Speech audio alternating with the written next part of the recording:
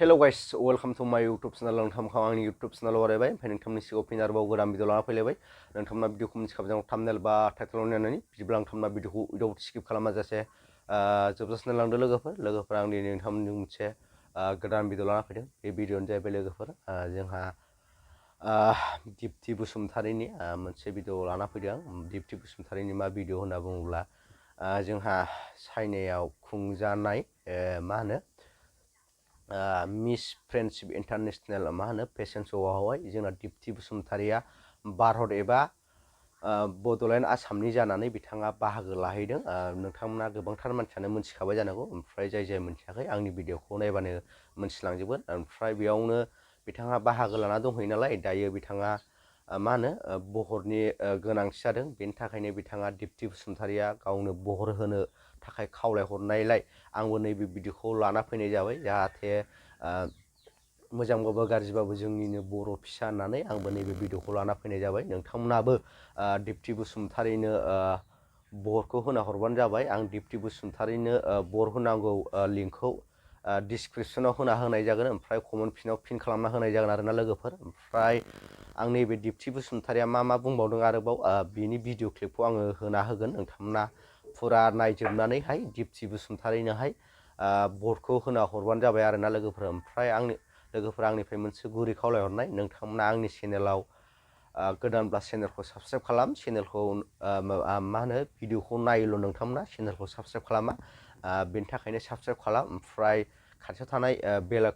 बेलखौबो अलाव होना ला आरोना जाहाथे आंनि मोजां भिडिअ आपल'ड खालामबा नोंथांमोना नटिफिकेसनखौ मोनहैनो हानाय बायदि बिदिब्ला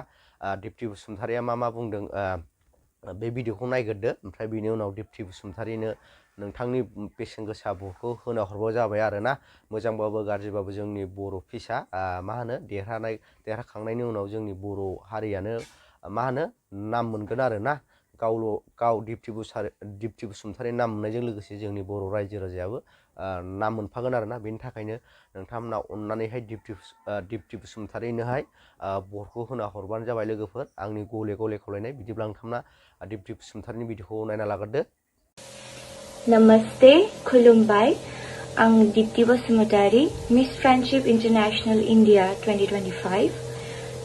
नोंथांमोना मिथिखागौ जानो हागौ जे आङो मिस फ्रेंडशिप इंटरनेशनल 2025 पेजेन्टनि कम्पिटिशनाव आङो बाहागो लाफैदों आरो बे बादायलायनाया जोंनिया चाइना हादराव जागासिनो दा दिनै फैनानै जोंहा 12 डेज जाफैबाय आरो आङो जोबोद गोजोननाय मोनदों मानो होनबा नोंथांमोना आंखौ जोबोद सापर्ट खालामगासिनो आङो गोबांथार नुनो मोनदों गोबांथार निउज चेनेल गोबांथार मिडिया चेनेल गोबांथार मानसिफोरा गावबागावनि प्रफाइलाव आंनि पिक्चारखौ होनानै शेयार खालामगासिनो बेनि थाखाय जोबोद साबायखर बावनाय थाबाय दा बे भिडिअखौ बानायनायनि मेन रिजनानो जाबाय आङो नोंथांमोननिफ्राय मोनसे रिक्वेस्ट खालामनो होननानै आङो बे भिडिअखौ दिनै रेकर्ड खालामदों बे रिजनानो जाहैबाय जोंहा मैयानिफ्राय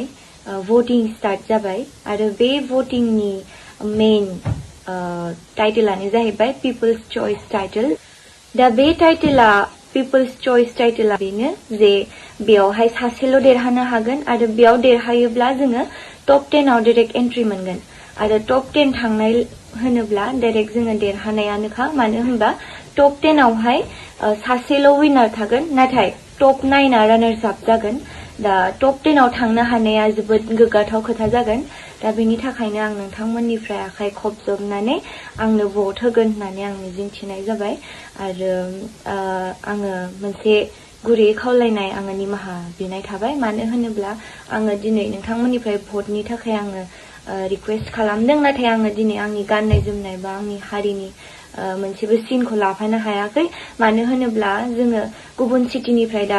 गुबुन सिटियाव दा जोङो फैबाय ओमफ्राय जोङो लागेजफोरखौ मैयानो जों होजोबनांदों ओमफ्राय आङो आनफर्चुनेटलि जेबो जिनिस आं लाखिफानो हास्लाबाखै मानो होनब्ला जों गासिबो लागेजखौ हरफाजोबनांदों आरो दिनै जों सफैबाय बेहाय किन्तु दाबो माने लागेजआ दासिमबो सफैयाखै जोंनिया दा बेनि थाखायनो आं निमाहा बिबाय नाथाय आङो दिनै आङो सासे गामिनि बर' फिसा जानानै बर' बिमानि फिसा जानानै बड'लेण्डआव जोनोम मोननानै आङो बड'लेण्डखौ आंनि आसामखौ आंनि भारतखौ आङो बेयावहाय आङो दिन्थिफैनो थाखाय खाबु मोनदों गोबांथार मुलुगनाङारि आइजोफोरनि गेजेराव सासे आंबो इण्डियानि जानानै फैनो हादों दा बेनि थाखायनो आङो हानायखिनिखौ आंनि हारिनिफ्रायनो आंनि बर' हारिनिफ्रायनो आङो आंनि हारिमु आंनि कालचारखौ दिन्थिनो थाखाय आङो नाजादों आरो जोंनिया ग्रेन्ड फिनालेया जोंना थाबैनो जानो थांगासिनो दङ आरो ग्रेन्ड फिनालेया जागोन 5 नभेम्बराव 5 नभेम्बराव आरो बे दिनखालि नोंथांमोना आंखौ बयबो लाइभनि गेजेरजों नायगोन होननानै आं मिजिंथिनाय थाबाय आरो बेयावहाय आङो ग्रेन्ड फिनालेयाव आङो आंनि बर' हारिनिनो मोनसे केरेक्टारखौ आङो चुज खालामनानै लानानै फैदों बेयावहाय गोबांथार गाननाय जोमनाय अर्नामेन्ट्स आरो प्रप्सफोरखौ आङो फिसा मोनसे कालेक्ट खालामनानै लानानै फैदों आंनि जायगानिफ्राय ओमफ्राय दा दिनै आङो आंनि बर'निनो मोनसे केरेक्टार चुज खालामदों आं मा चुज खालामदों बेखौ नायनो गोसोब्ला नोंथांमोना 5 नभेम्बराव थांनानै जोंनि लाइभ श'खौ नायगोन होननानै आं मिजिंथिनाय थाबाय जोबथारनायाव आङो बयनिसिमबो फिन खेबसेबाव आङो खावलायहरबाय जे नोंथांमोना आंखौ भट होगोन होननानै आरो बे भटिंनि